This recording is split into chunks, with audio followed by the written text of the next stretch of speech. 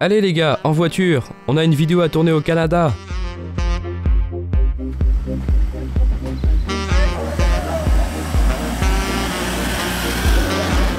Le Québec et l'Ontario sont réputés pour leurs nombreuses plaines et forêts.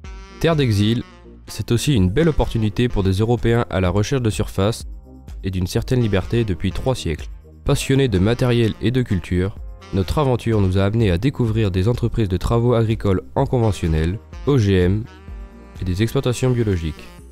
Quentin arrive chez Samuel Coutu, installé depuis 3 ans, et Thomas chez Hens Grog, tous les deux au Québec, à 1 heure au nord de Montréal. Ils effectuent entre autres du nivelage, du drainage, du semis et du travail du sol. Hens abandonne certaines activités reprises par son neveu Mathias, futur chef d'entreprise. Écoutons-le nous parler de sa ferme. J'ai démarré mon entreprise par la suite d'une décision qui était pour l'entreprise de mon père et mon oncle. Dans le fond, c'était pour reprendre un secteur que je m'occupais déjà, qui était justement le nivelage et le drainage. Dans le fond, l'entreprise à mon père, qui est Ferme Grog et Fils, diminuait tranquillement pour essayer de finir par diminuer les dettes puis s'enligner vers un transfert d'entreprise à la relève plus tard. Baptiste est accueilli par Frédéric Claude, installé depuis 12 ans en Ontario. Il nous parle de ses cultures. Ça fait juste depuis 3 ans qu'on est en culture OGM. Avant, on était en conventionnel, on a changé pour la difficulté de faire des herbicides. Puis, vu qu'on a beaucoup de terres, location, on faisait beaucoup de monoculture.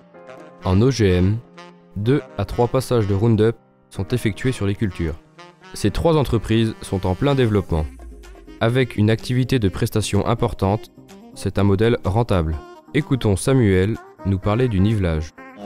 On fait une première étape, c'est faire la topographie du champ. Ensuite de ça, je récupère ces données-là, j'amène ça dans mon ordinateur. Puis là, je configure, je fais la planification du nivellement. Ça veut dire que je donne les pentes que je veux éliminer l'eau. Parce qu'on fait le nivelage, parce qu'au Québec, on a un surplus d'eau à gérer au printemps puis l'automne. Fait que pour pouvoir rentrer plus vite le printemps puis récolter dans des bonnes conditions l'automne, ben on essaie d'éliminer les surplus d'eau. Et Mathias, du drainage. Au Québec, on a des nappes phréatiques assez élevées, fait que pour remédier à la situation, on vient faire la pose de tuyaux perforés qui viennent capter l'eau qu'il y a dans le sol pour évacuer, permettre aux cultures de mieux se développer. Frédéric commence le nivelage et cherche à le développer. Il fait principalement du déneigement, du battage et de la pulvérisation. Allez, au boulot les gars! Nos patrons nous font confiance très rapidement et nous devenons vite autonomes.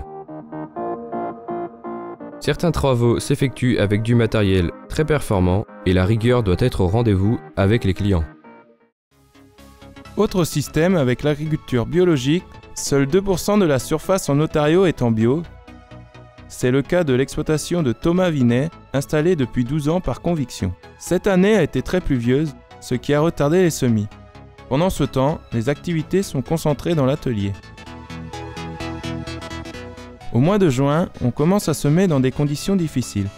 150 hectares n'ont pas pu être semés. La production demande beaucoup de main-d'œuvre pour contrôler les adventices. Les nombreuses précipitations ont limité les désherbages mécaniques, le salissement est important. Après le nivelage et le battage de seigle, de la fiente de poule est apportée pour la fertilisation des sols.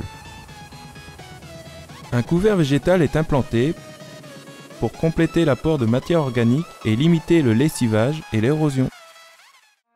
De son côté, David est accueilli chez Sébastien Anger sur une exploitation en agriculture bio qui se situe entre Montréal et Québec.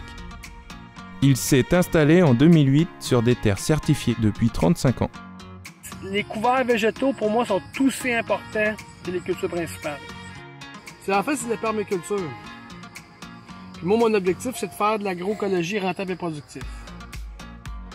David commence par travailler à l'atelier pour préparer les machines qui vont servir durant la saison. Ensuite, les travaux des sols commencent. Ces terres d'une texture limono-sableuse permettent de faire pousser toutes sortes de couverts végétaux, une base de l'agriculture de conservation. Tu check ça, un autre gros ver de terre, c'est fou là, check ça. Aïe aïe.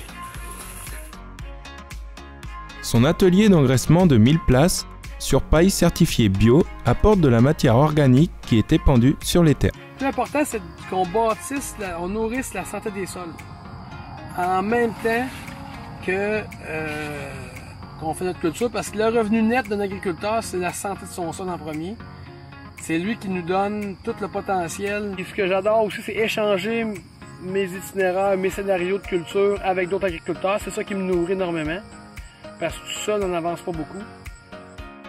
Nous avons découvert des systèmes d'exploitation avec des objectifs différents, la rentabilité des structures conventionnelles à l'image des fermes américaines et le souci de conserver une certaine qualité en agriculture biologique. Au-delà de l'expérience professionnelle, nous avons vécu aussi de bons moments en profitant des périodes creuses pour découvrir le pays et des activités typiques du Canada.